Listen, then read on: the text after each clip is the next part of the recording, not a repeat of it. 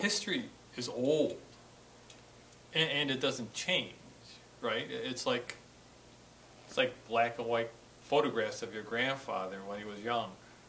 You can almost believe that people and events back then were black and white and stiff and unchanging. But of course that's not so. The past does change because we change. And we change because we find more about it.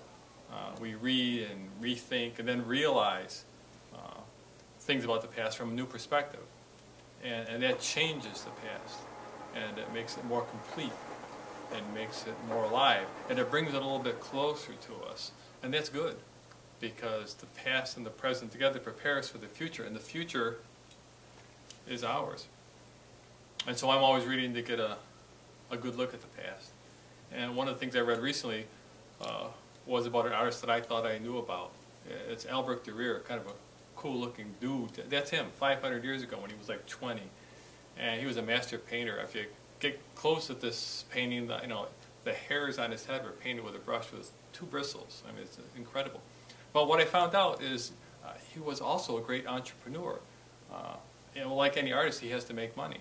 And what he found out, that I read this article, and it was in the Economist magazine of all places, was that he realized that when he painted a painting, and it took him like weeks and weeks and months, and it hung in a place where only very few people would see it. So what you and I probably know him by are etchings. And etchings he would draw and then carve into a wood block. And these famous ones here of the 4 horsemen of the apocalypse and the knight and death on a horse. And what he did is, once he created those, he could print them up with ink and make hundreds of copies. And he did. And what he found is he could trade them for food. He could trade them for more supplies. He didn't have to actually go and visit places. He could send his work and people could find out what he was doing. And it was really an interesting business model at the time. He was one of the first to do it, to make money at it. And then the other thing that happened was similar today. His work was so accessible that people started to copy it, and he had copyright problems. So if you notice, on a lot of his drawings, he has this big AD. He developed a logo, a trademark, so that people would know who did the drawing. Sometimes very large and conspicuous. And it held up in court. It says in the magazine he had 2 court cases where it was upheld that you couldn't just slap a logo on and say it was his work and sell it.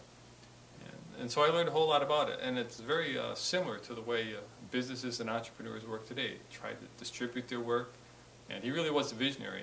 And he died not only a famous man, but a rich man. And so that's what I learned. And so all of a sudden the past kind of goes from black and white to a little bit of color for me.